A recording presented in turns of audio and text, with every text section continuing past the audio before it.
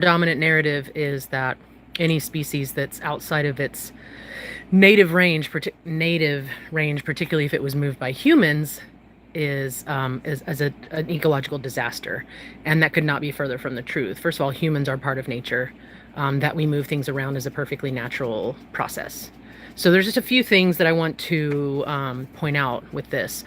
The first is indigenous practices.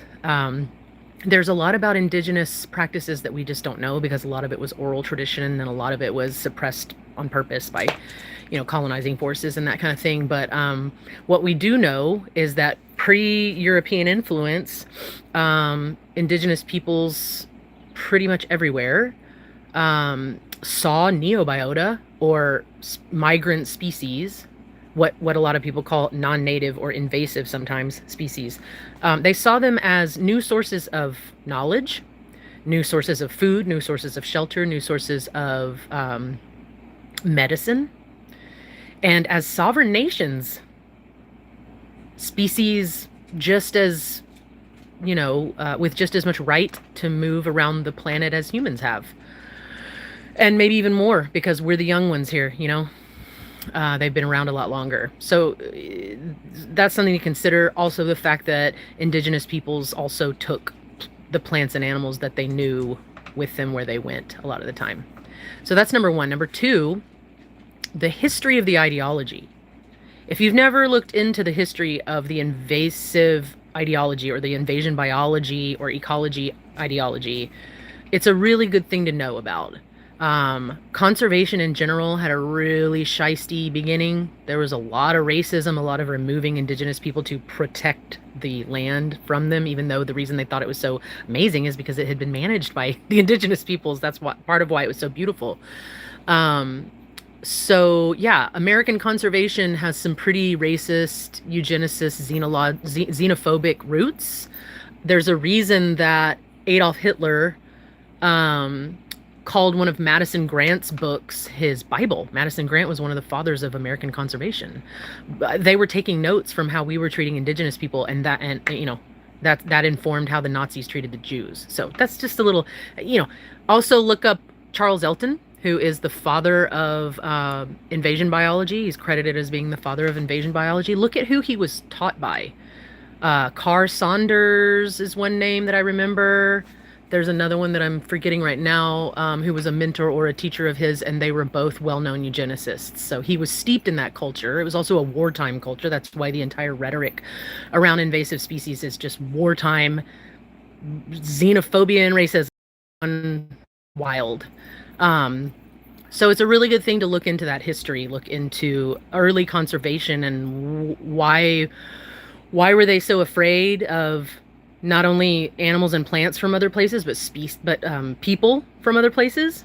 The rhetoric is the same. Look at any anti-immigrant literature and then compare that to anti-invasive literature. It's going to be the exact same thing. You could interchange the terms.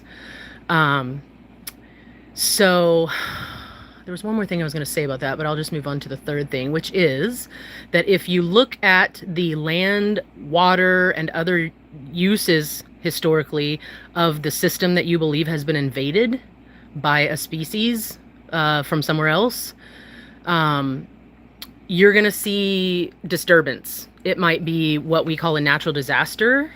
It might be human created, which is also a natural disaster because we're part of nature. To believe otherwise is to believe in human exceptionalism, which is more religion than it is science.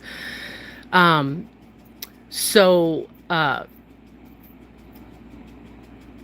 on just a second. You okay, baby? Good girl. Yes, I know. Okay, my doggy. So yeah, look at the land use in these systems.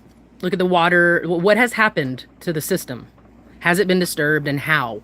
What are the ecological challenges that it faces now? And then you want to look at the ecological roles of the species in question, the species that you believe have invaded that system. You're gonna want to type in what's the ecological role in their native range, because people still are that backwards. But when you do that, you're gonna find that those things match up like real well. The ecological challenges that any given system is facing are covered by the ecological benefits provided by all of the species in that system, including the ones that are from somewhere else. So those are the kind of the three, that's a sort of a three-pronged approach to a new understanding of ecology that does not impose human ideas about belonging onto nature where they don't belong, pun intended, that actually, respects good, sound science that isn't this sort of like fear-driven, weird human impositional ideology. There's a reason that invasion biology doesn't really communicate too intimately with the other fields of science, and that's because it can't.